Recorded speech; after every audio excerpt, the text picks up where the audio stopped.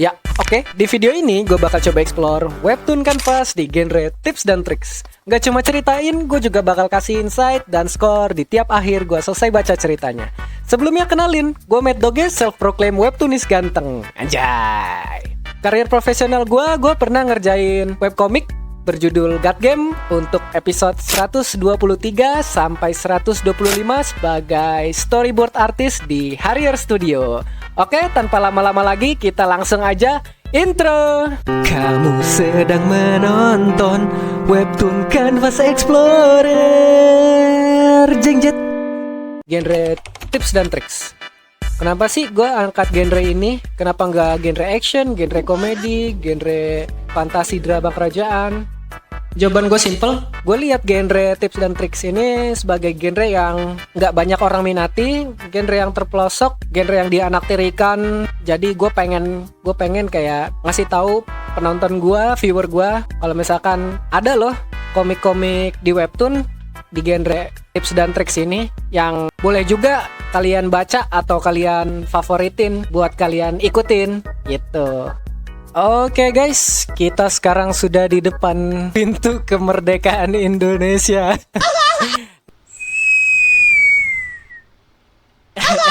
Gue bakal pilih genre tips and tricks dalam eksplorasi kali ini. Terus gue pilihnya tuh biasanya lihat-lihat dulu. Nih ya, kita coba. Oke, kita mulai. Judul pertama adalah HBD Asteria.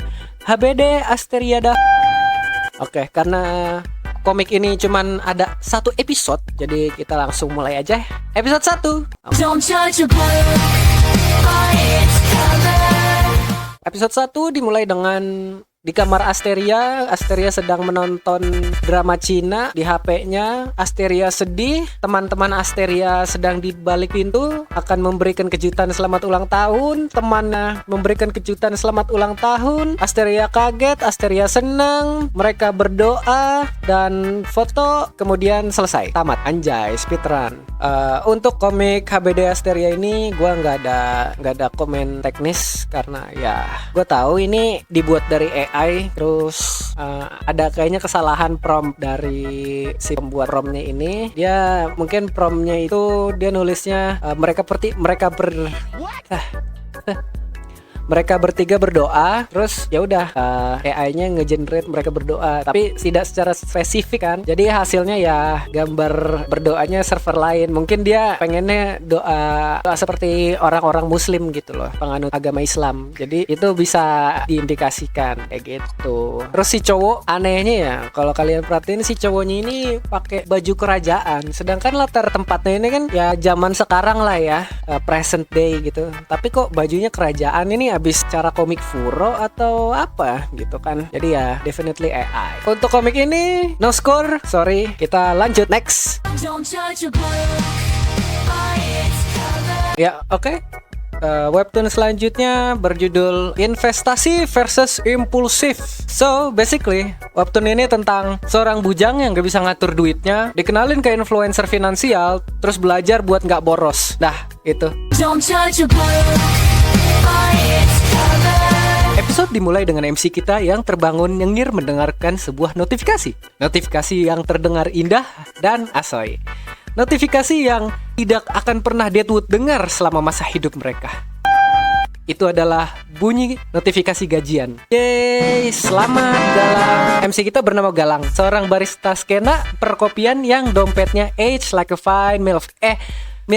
Maaf typo. Setelah menggantengkan dirinya, Galang mendapatkan notifikasi lagi. Kali ini berasal dari PLN. Tapi kali ini Galang tidak peduli dan memasukkan HP-nya kembali ke dalam kantong.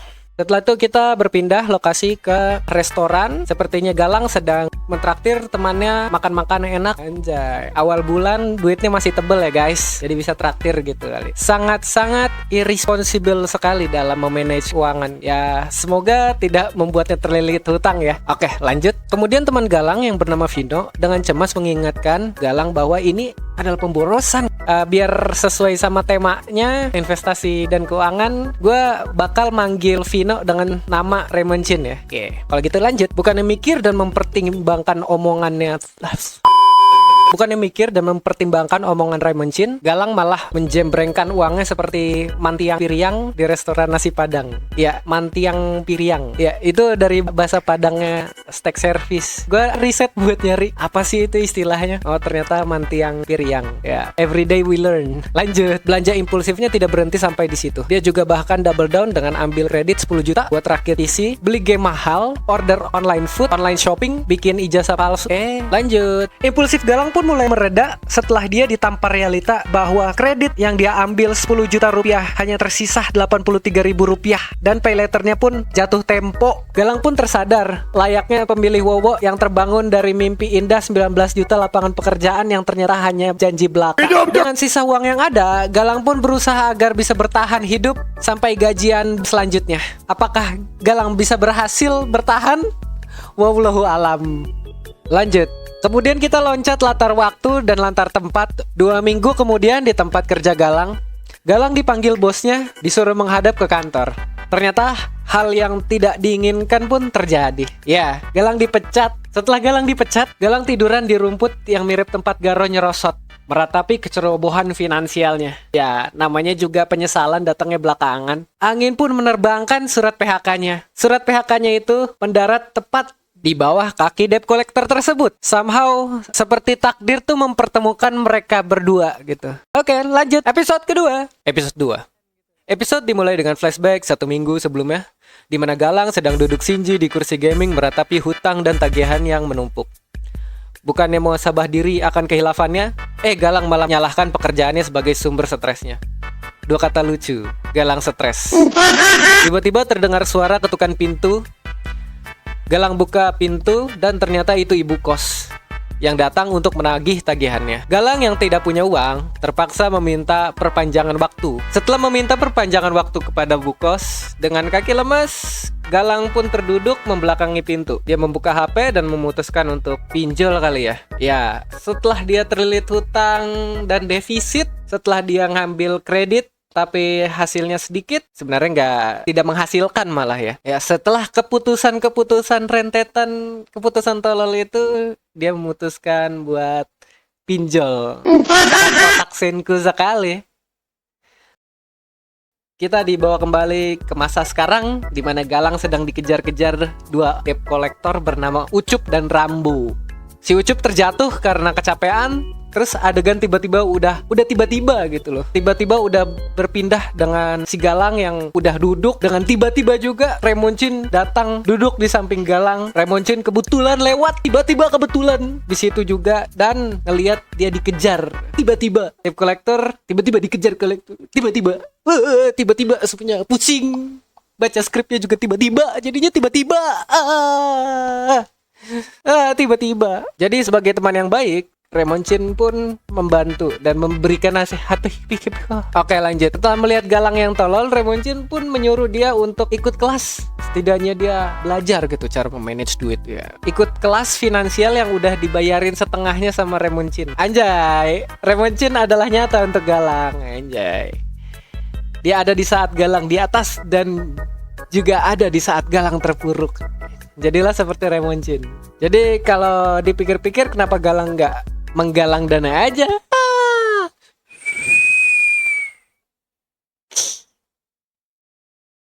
Oke. Episode 2 berakhir sampai di sini. Sampai ketemu di episode 3. Episode 3. Episode kali ini dimulai dengan Galang yang berdiri di depan sebuah gedung yang terlihat seperti tempat penipuan lowongan kerja. Di depan pintu masuk gedung tersebut, terdapat Raymond Chin yang sudah menunggu Galang. Di lorong gedung, Galang bertanya kepada Raymond Chin, "Mon, mentor kita kapan dia datang?" Dan tiba-tiba mentornya muncul dari belakang mereka. Kaget. Kemudian mentornya pun berkata, "Jadi kamu yang namanya Galang ya?" Galang terkaget karena kok dia bisa tahu aku. Mentornya pun bilang, "Iya dong, aura pengutangmu sangat tinggi. Kamu bisa menyaingi." BTW, mentornya ini adalah bernama Rara. Tapi karena untuk kebutuhan konten, kita akan memanggil Rara dengan nama Felicia ya, biar masuk temanya gitu loh. Manajemen finansial gitu kan, Felicia gitu. Oke, lanjut. Kita berpindah ke latar waktu dan lokasi. Kita diajak maju keesokan harinya. di suatu ruangan meeting di gedung yang sama. Felicia sedang memberikan tugas kepada murid-muridnya yang lain termasuk Galang, yaitu dalam 7 hari mereka tuh harus bertahan hidup hanya dengan uang 200.000 rupiah.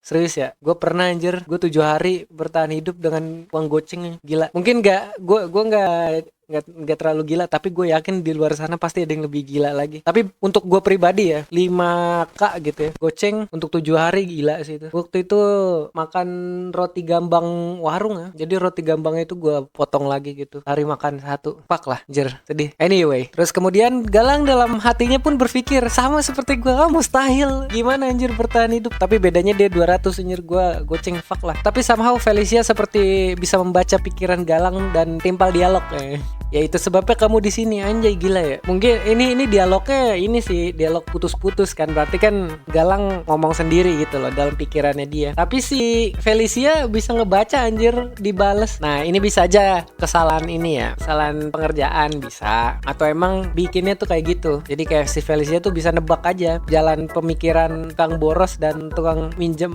tukang ngutang ini anjir. Terus ya pokoknya sangat absolutely cinema lah anjir, gokil. Latar tempat yang tiba-tiba, karakter yang tiba-tiba muncul di tempat yang tiba-tiba. Cuman ya itu sih ceritanya, premisnya bagus gitu. Terus gue bilang premisnya nonjol lah, maksudnya investasi gitu. Cuman ya itu yang harus ditingkatin ya, cara ngedelivernya, artnya, gambarnya, cara penuturannya, sekuensinya, kayak gitu sih gitu. Terus kita lanjut ya. Galang pun bertanya kepada Remoncin, kok lu serius banget sih nyatetnya? Ya kemudian Remoncin menjawab, this economy dengan pemerintahan yang suka hatinya aja, ya kita harus bisa ngatur uang sendiri. Warga jaga warga, biar kita yang ngatur uang, bukan kita yang diatur uang. Nah, Galang pun setuju dengan perkataan Remoncin. Kemudian Galang beralih mengganggu peserta lain dengan pertanyaan, kamu juga nyatet di? Nina, kita akan memanggil dia Nina ya.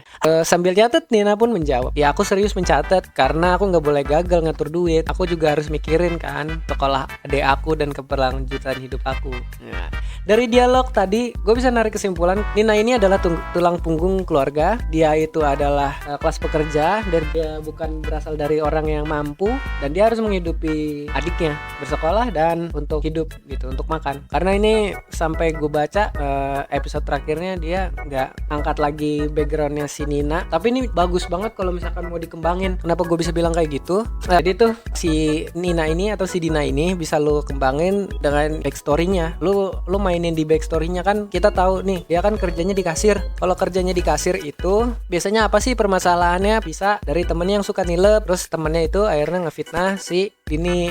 Nah nanti si Galangnya masuk untuk ngebantuin. Entah nanti si Galangnya ini pura-pura belanja juga, atau bisa juga lebih ekstrimnya, entah si Nina ini dia dipecat. Kalau dipecat ini bisa kamu taruh di ini klimaks dari storynya sebelum storynya ending atau udah di puncak. Nah bisa tuh dibikin, kalau misalkan mau dibikin agak turn dark, mungkin si Nina cari alternatif tuh, entah dia menjajakan dirinya. Aku cuman ngasih ini aja opsi yang mungkin bisa kamu terima atau bisa kamu catat atau gimana ya. Bisa opsinya kayak gitu, bisa nanti dia coba jadi open BO, atau nanti pas ketika si Ninanya ini mau dibawa atau gimana, si Galang datang menolong. Tapi mungkin genrenya agak sedikit berubah. Cuman untuk kayak karakter development Galang sih lumayan oke, karena gini loh, dari awal aja kan si Galang ini sepertinya dia nggak bisa bertanggung jawab sama dirinya sendiri ya. Kenapa bisa kayak gitu ya? Karena uang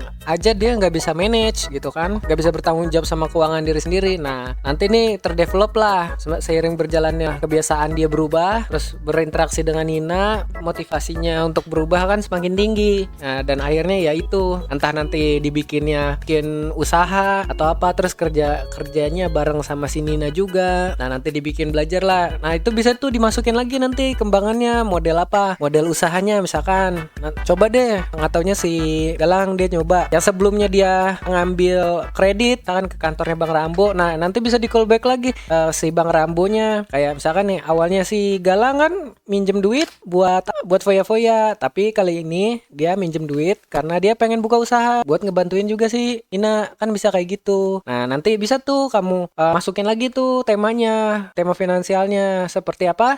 Ya model pembukuan warung, terus cash flow warungnya kayak bagaimana, terus dinamika menghadapi konsumennya kayak gimana, kiat-kiatnya. Nah, bisa tuh dikembangin. Warungnya modelnya apa? Warung sembako, nganter galon, telur tuh. Makanya aku bilang tuh komik ini bisa dikembangin bagus gitu. Saya mah cuman ngasih masukan aja. Anjay, jadi serius tadi. Oke, lanjut.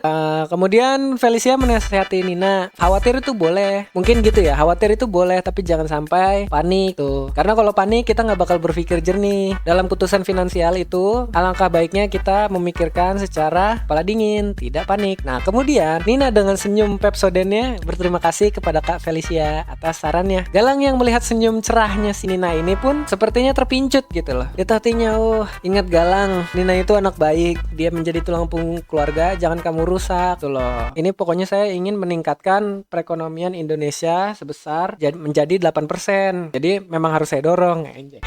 Tidak. Oke, lanjut. Kemudian Felicia melanjutkan materinya. Materinya itu ya udah tentang mulai dulu dari kebiasaan yang kecil-kecil gitu kan. Kayak nabung di awal gajian. Jadi jangan nabungnya tuh di akhir sisa-sisa. Pokoknya disisihin dulu berapa persen nabung untuk investasi. Nah, kalau misalkan nanti semisal kalian udah memiliki uang berlebih, bisa tuh nanti diinvestasi di obligasi, emas, deposito, reksadana kayak gitu. Nah, setelah mendapatkan pencerahan, akhirnya Galang pun tumbuh lebih baik. Anjay. Setelah Galang mencoba metode penghematan yang diberikan Kak Felicia, dia pun akhirnya mulai mencapai sedikit demi sedikit ketenangan hati. Tuh, ketenangan hati yang nggak pernah dia rasain dari impulsifan hedonismenya. Kemudian diketok-ketok lah, tok tok tok tok. Ada suara bunyi ketok berbunyi kan pintu. Ketika dilihat ternyata Bang Rambo dan Bang Uncup. Bang Rambo tuh datang ke sini, dia sebenarnya ingin ngobrol, ingin menanyakan apakah benar bahwa Galang ini berubah, dia tidak menjadi manusia yang boros lagi kan. Terus ya Galang bilang, masih belajar Bang. Kemudian tiba-tiba Bang Rambo kantongnya dan memberikan sebuah lembaran. Lembaran itu adalah lembaran loker. Galang pun kaget ya, kayak ini apa Bang? Lu coba aja, kata Bang Rambo. Kalau misalkan emang rezeki lu ya alhamdulillah kan. Terus Bang Rambo pun pergi bersama Bang Ucup. Ini udah sampai episode 3 ya. Oke. Untuk berarti udah gue udah bisa nge-recap ya. Sama untuk pembaca untuk para viewer yang nonton video ini, kalian bisa juga mampir ke komiknya si Torik ini yang judulnya Investasi versus Impulsif. Jangan rate bombing. Emang misalkan kalian gak suka, like aja gitu loh. Bukannya apa ya, cuman kita harus kurangin budaya rate bombing gitu loh. Orang bikin karya gitu untuk awal-awal, untuk karya pertama itu pasti jelek. Ya kita bisa apresiasi dengan ya kasih love. Kalau misalkan kalian mau suka, kalian favoritin, terus kasih apresiasi, kasih masukannya juga di kolom komen secara sopan santun. Ku beri skor 7 bahlil dari 10 biji peran. Oke, kita lanjut ke episode selanjutnya. Oke, ini adalah judul terakhir untuk kita explore, Safety on the Road. Sinopsisnya tentang Kaya dan Nina, seorang anak SMA yang hampir mengalami kecelakaan mobil. Tetapi untungnya seorang polwan datang dan memberi mereka beberapa tips dan triks tentang melintasi jalanan. Sejak saat itu mereka sering bertemu dengan polwan dan selalu belajar hal baru tentang peraturan lalu lintas. Nih gimana ya, agak lucu sih. Kenapa agak lucu? Karena dua anak ini kan hampir mengalami kecelakaan ya. Bukannya ditolongin gitu, malah dikasih tips dan triks. Aduh. Ya moga-moga nanti isinya bukan mereka hampir kecelakaan gitu kan. Terus polisinya datang buat ngasih tips dan triks. Aduh, oke, langsung aja mulai.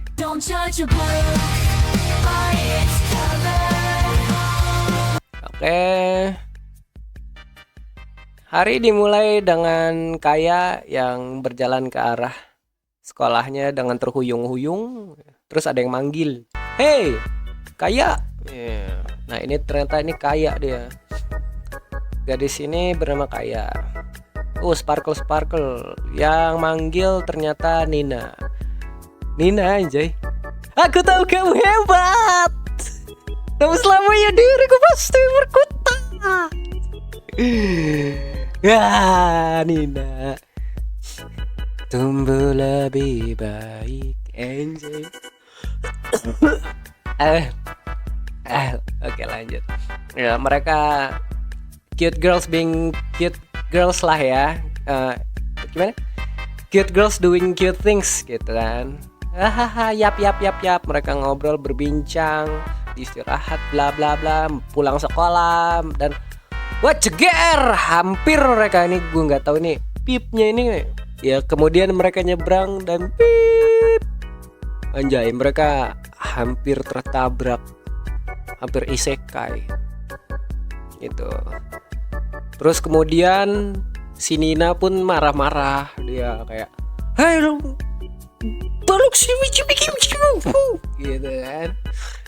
Tapi ini kayaknya mobil ya, mobil di headshot ya, lengos wing gitu, masih ngedumel. Terus kemudian tiba-tiba ada suara siapakah itu? Nih polisi.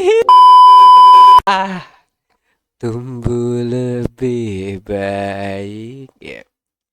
Kemudian muncullah Bu Polwan. "Maaf, tapi kalian berdua sepertinya tidak beradab." Gitu. Akhirnya menasehati lagi kalau ini kalau misalkan lampu merah jangan berhenti, lampu kuning kau berhati-hati, lampu hijau kau barulah boleh jalan. Mengerti tidak? Gitu kan. Nah kalau misalkan untuk pejalan kaki juga, tapi cuman ada 2 warna, warna merah dan warna hijau. Iya, kalau merah kalian boleh jalan, kalau hijau kalian kebalik goblok. Kalau merah kalian tidak boleh jalan, kalau hijau kalian boleh gitu jalan.